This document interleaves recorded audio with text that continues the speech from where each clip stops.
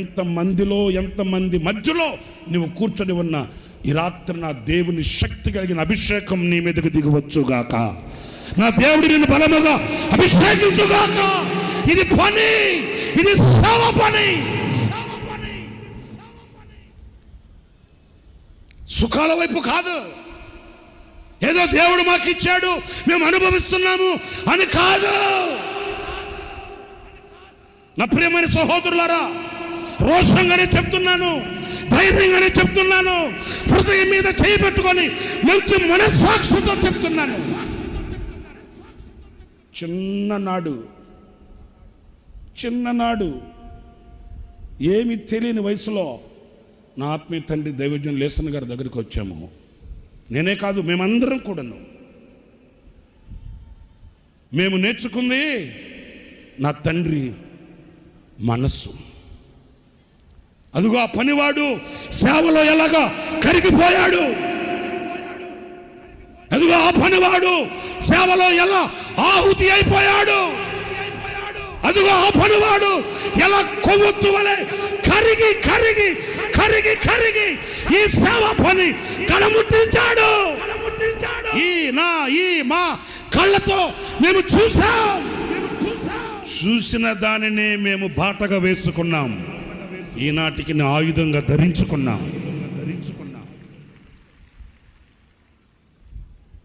సోమని వాణి సేవ కాదిదే. కాళ్ళు ముడుచుకొని చేతులు ముడుచుకొని విశ్రాంతి తీసుకొని సుఖపడిన వాణి సేవ కాదిదే. పనివాడి సేవ,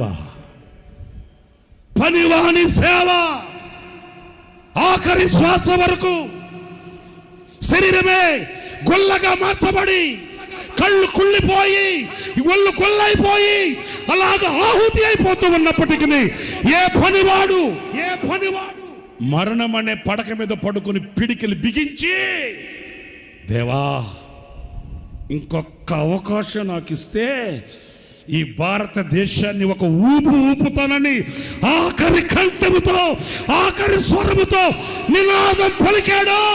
ఆ పనివాని సేవనే.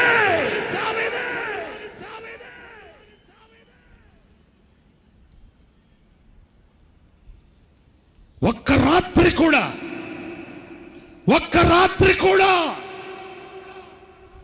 తన గదిలో తన పడక మీద కాళ్ళు చాపి పడుకొనని శ్రమించిన పనివాని సేవ ఇది. రోషంగా మాట్లాడుతున్నాను, ధైర్యంగా చెప్తున్నాను. ఆనాటి నుండి ఈనాటి వరకు మా కనుల ముందు పెట్టుకొనిన ఒక మాదిరి, మా కనుల మీద ఉంచుకొనిన, మా కనుల ముందు ఉంచుకొనిన ఒక మున్మాదిరి. సేవలో పనిలో కరిగిపోయిన పనివాడు.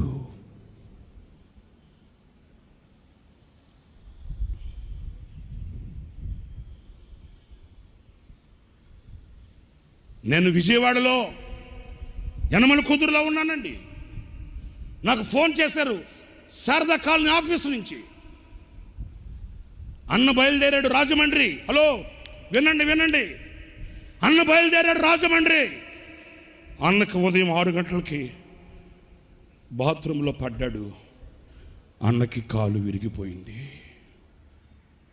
కానీ రాజమండ్రి వెళ్ళాలని డేట్ ఇచ్చాడన్న. ఆరోగ్యం బాగోలేదు, ఒళ్ళు క్షీణించిపోతుంది. అప్పటికే అన్న చాలా కరిగిపోయాడు. ఆ రోజు ఏం జరిగింది? ఉదయం బాత్రూంలో పడ్డాడు, కాలు విరిగింది. అన్న రాజమండ్రి బయలుదేరాడు, బ్రేక్ఫాస్ట్ చేయలేదు. నీకేమైనా అవకాశం ఉంటే వెళ్ళి అన్నను కలిసి బ్రేక్ఫాస్ట్ ఇవ్వగలరా అని అడిగారు నన్ను. పిచ్చోళ్ళలారా, ఏం మాట్లాడుతున్నారు మీరు? వెళ్ళగలరా ఏంటి? పర్మిటే. వెంటనే నేను బ్రేక్ఫాస్ట్ కొంచెం టిఫిన్లో పెట్టుకొని రామవరపాడు రింగ్ రోడ్ దగ్గరికి వెళ్ళిపోయాను.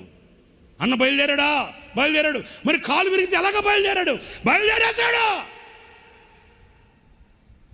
వెంటనే పరుగున రామవరపాడు రింగ్ రోడ్ దగ్గరికి వెళ్ళిపోయి సిగ్నల్ సెంటర్లో నిలబడిపోయాను. అన్నకారు కొరకు వేచి చూస్తున్నాను. అన్నకి కాలు విరిగింది.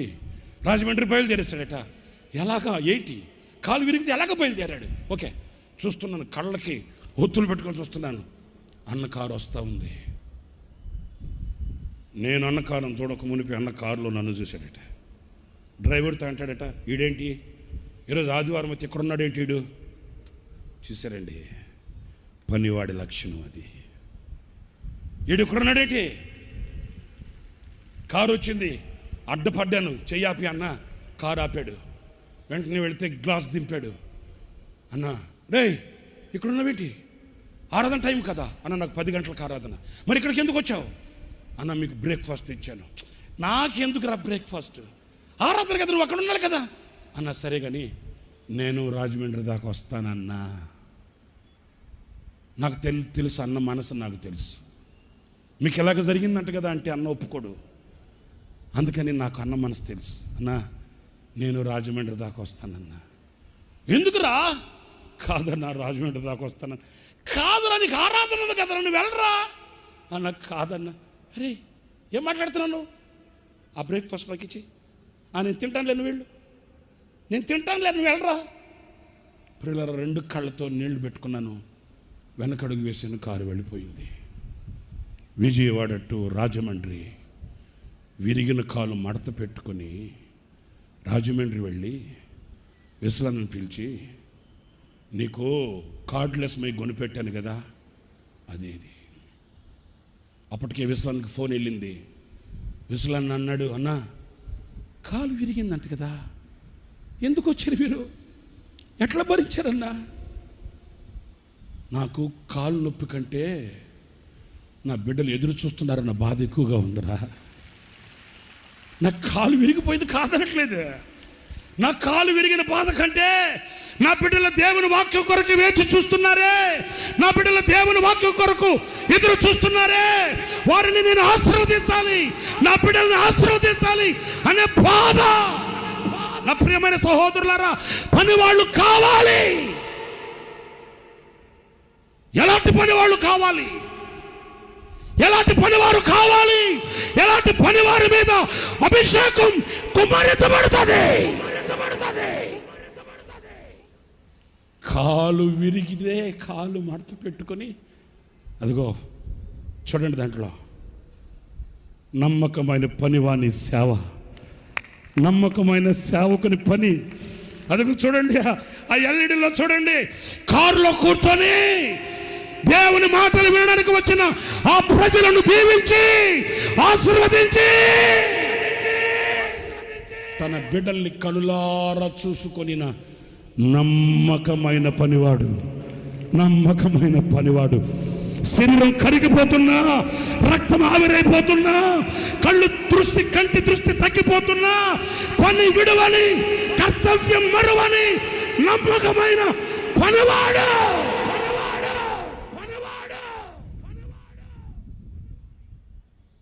సేవలో సేనలో పనిచేసే పనివాడు కావాలి.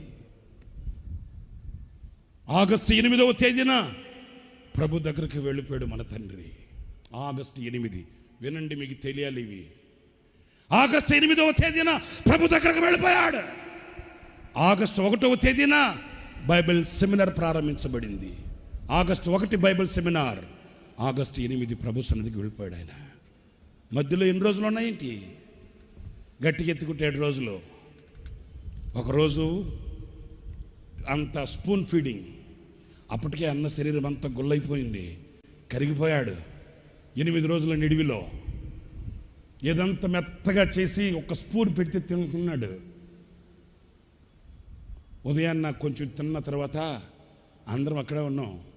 పీల్చి అంటాడు, నన్ను బైబిల్ సెమినార్కి తీసుకుని వెళ్ళరా, నేను వాక్యం చెప్పాలి కదా.